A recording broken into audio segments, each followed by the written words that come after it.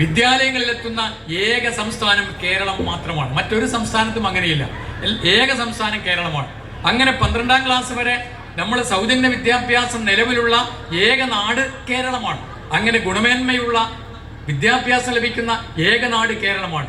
എല്ലാ അർത്ഥത്തിലും നമ്മുടെ SSKയുടെയും ഒക്കെ തന്നെ നിരവധിയായിട്ടുള്ള പ്രോത്സാഹനങ്ങളും അവരുടെ നിരവധിയായിട്ടുള്ള അംഗീകാരങ്ങളും ഒക്കെ തന്നെ സെൻട്രൽ ഗവൺമെന്റിന്റെ ഒക്കെ തന്നെ അംഗീകാരം വാങ്ങിയ പൊതുവിദ്യാഭ്യാസ മേഖലയാണ് കേരളത്തിൻ്റെത്.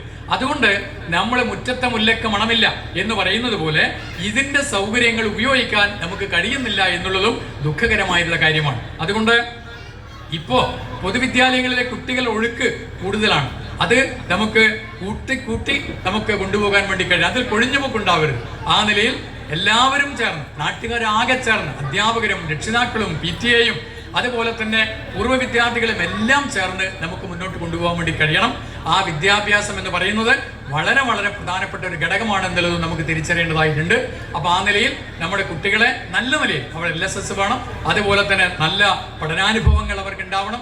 അവർക്ക് ചിത്രം വരയ്ക്കാനും കഥ പറയാനും ഭാവനയിലൂടെ അവരെ സ്വപ്നം കാണാനും അതുപോലെ തന്നെ ഭാവിയിൽ അവരെ കയ്യിലാണ് ഈ നാട് എന്ന് നമുക്ക് കാണാൻ വേണ്ടി കഴിയണം.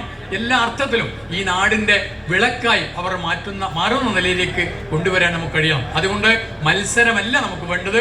കുട്ടികൾ വിദ്യാർത്ഥികളാവണം, പഠിതാക്കളാവണം. അല്ലാതെ മത്സരത്തിനുള്ള ഒരു എന്താ പറയുക ഒരു ശരീരമായി കുട്ടികളെ മാറ്റുകയല്ല.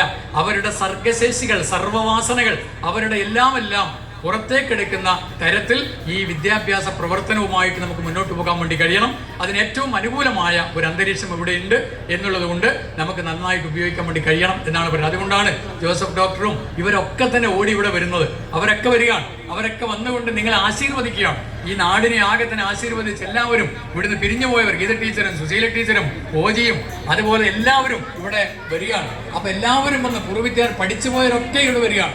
അവരൊക്കെ വന്ന് ഒരു മഹാസംഗമമാണ്. ആ മഹാസംഗമത്തിൽ വിവിധങ്ങളായുള്ള കലാപരിപാടികൾ കുട്ടികളോടൊപ്പം അവർ അവതരിപ്പിക്കുന്നു. ഈ നാടാകെ ഇത് ആഘോഷിക്കുന്നു, ആനന്ദിക്കുന്നു. ഈ ആനന്ദ നിർഭരമായിട്ടുള്ള